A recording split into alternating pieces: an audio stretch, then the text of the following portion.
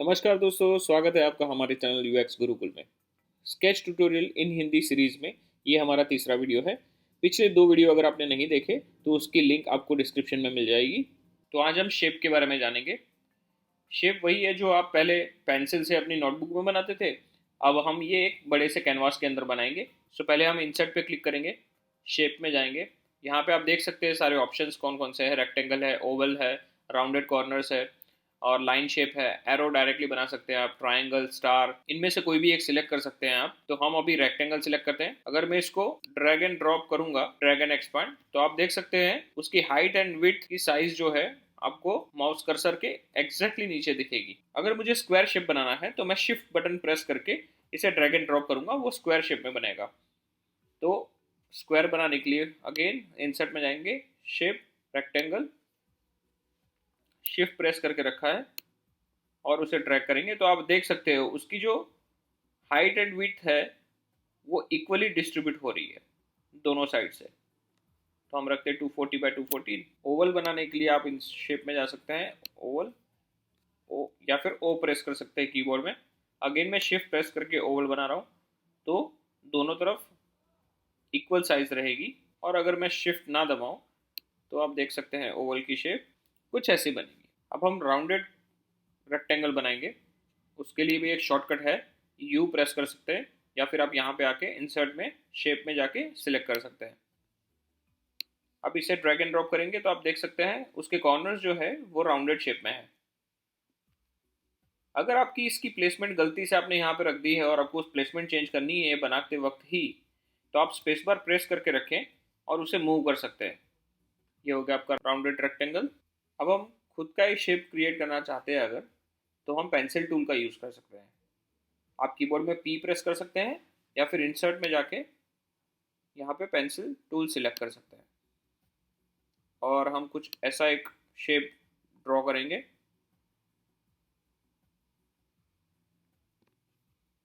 ये हो गया एक रैंडम सा शेप जो हमने अभी क्रिएट किया। अब हम देखेंगे कि हम किसी भी शेप को एडिट कैसे कर सकते हैं उसकी प्रॉपर्टीज़ का यूज़ करके।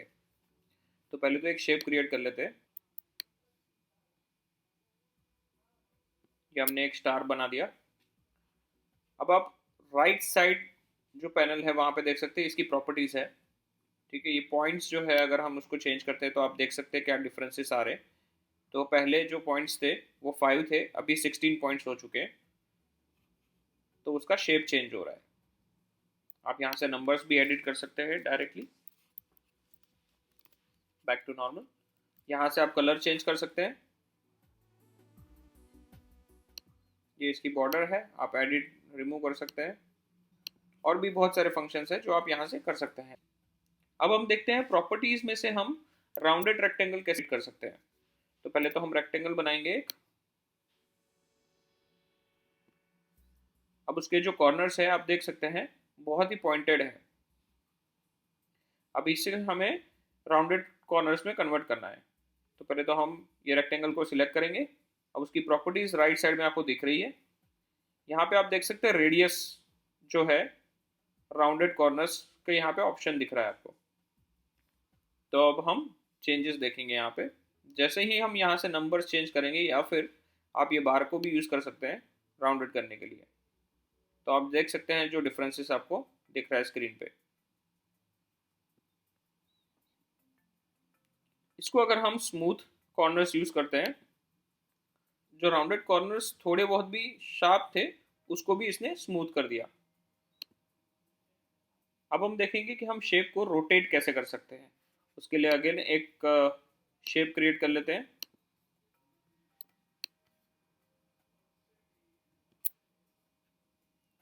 अब ये शेप को रोटेट करने के कई तरीके हैं।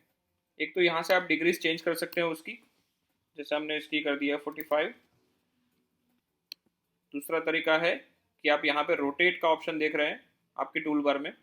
अगर आपके टूल बार में नहीं दिख रहा है तो आप हमारे प्रीवियस वीडियो को भी देख सकते हैं जिसमें आपको एक्सप्लेन किया है कि यहाँ पे अगर कोई आइकन लाना है या कोई फंक्शन यहाँ पे अपडेट करना है टूल बार में तो कैसे कर सकते हैं। तो रोटेट पे क्लिक करेंगे और उसे रोटेट कर सकेंगे। अगर शिफ्ट के साथ अगर आप रोटेट करते हैं तो किसी भी शेप को आप 15 डिग्री के अंदर शेप को मूव कर सकते हैं, रोटेट कर सकते हैं। तो आप देख सकते हैं यहाँ पे -15 डिग्री हो गया है। अभी एक और बार मूव करूँगा 30 डिग्री, एक और बार मूव करेंगे 45। तो ये 15-15 के गैप में मूव होता रहेगा। अब आपको एक और बात बता दूं, यहाँ पे इस शेप का सेंटर पॉइंट ये है। अगर मैं इस शेप का सेंटर पॉइंट मूव कर दूं कहीं पे, यहाँ से ये सिलेक्ट करके सेंटर पॉइंट में अगर यहाँ पे कर देता हूँ और अब इस शेप को मूव करूंगा मैं, तो आप देख सकते हैं सेंटर पॉइंट से मूव होगा।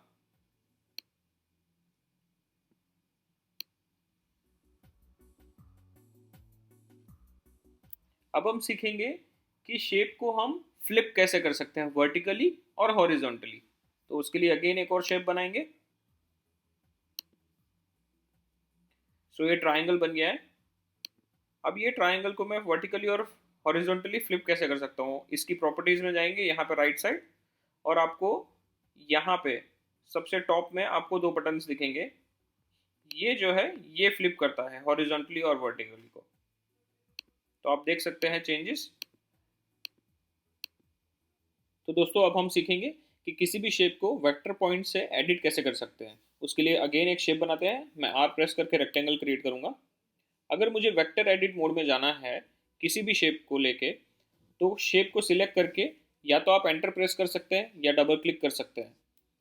तो मैं यहाँ पे एंटर मार रहा हूँ। अब आप देख सकते हैं कि एक सर्कुलर सा पॉइंट सिलेक्टेड है यहाँ पे चारों तरफ। तो ये जो है वो इस पर्टिकुलर रेक्टेंगल का एक इंडिविजुअल पाथ है। तो यहाँ से आप एडिट कर सकते हैं किसी भी वेक्टर को।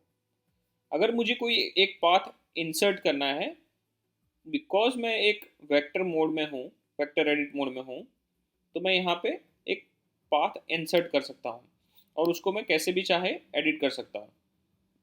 अब इसी शेप में मुझे ये शार्प नहीं बट राउंडेड टाइप में चाहिए, तो मैं इसी पाथ को सिलेक्ट करके ये पॉइंट टाइप जो है आपके राइट साइड प्रॉपर्टीज के अंदर, वहाँ पे आप देख सकते हैं वेरिएशंस है। तो उसमें से कोई भी एक वेरिएशन सिलेक्ट करके मैं उसका शेप चेंज कर सकता हूँ।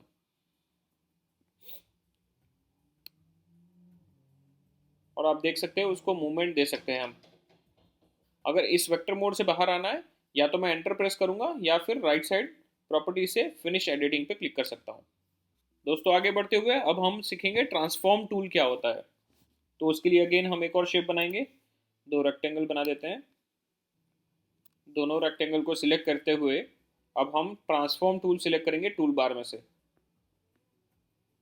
ट्रांसफॉर्म पर क्लिक करेंगे और कोई भी पाथ को सिलेक्ट करके आप उसको मूव करेंगे तो आप देख सकते हैं चेंजेस।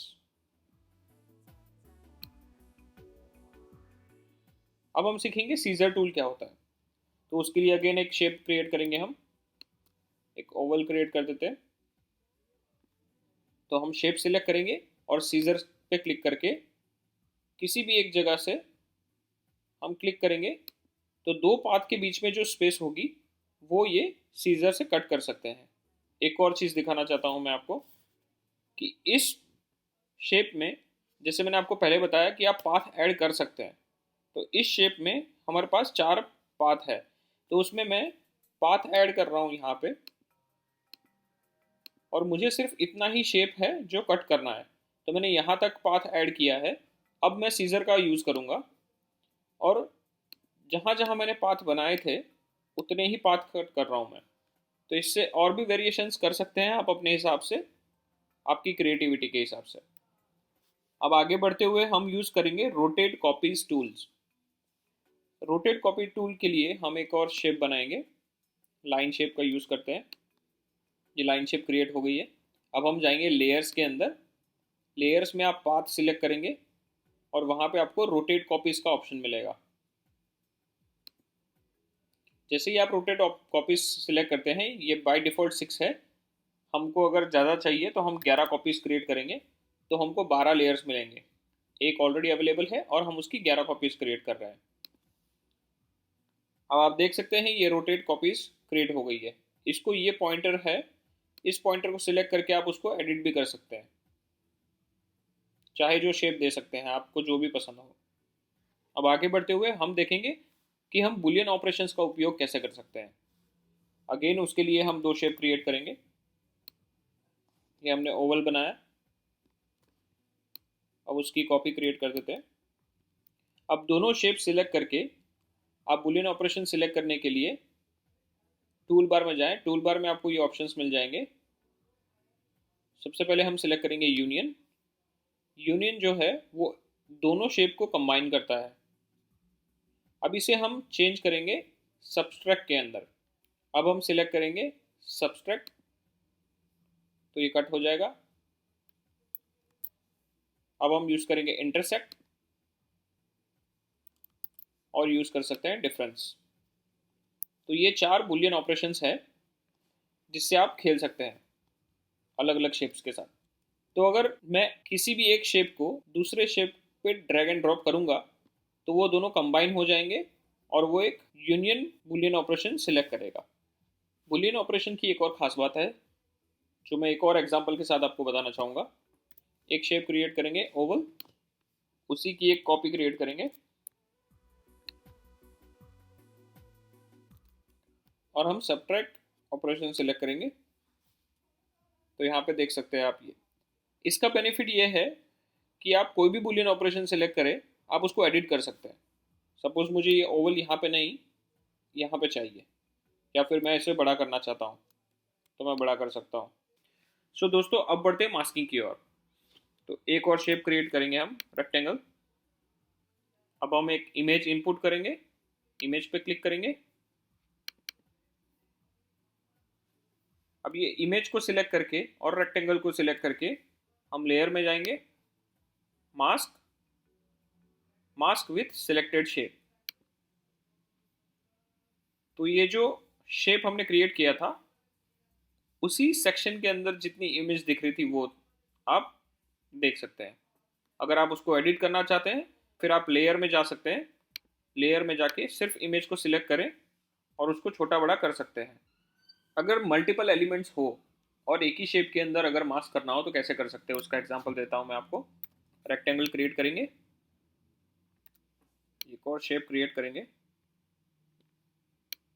जो मेन शेप से बाहर जा रहा हो और टेक्स्ट टाइप करते हैं और अब इमेज इनपुट करेंगे। इमेज को छोटी कर देते हैं पहले।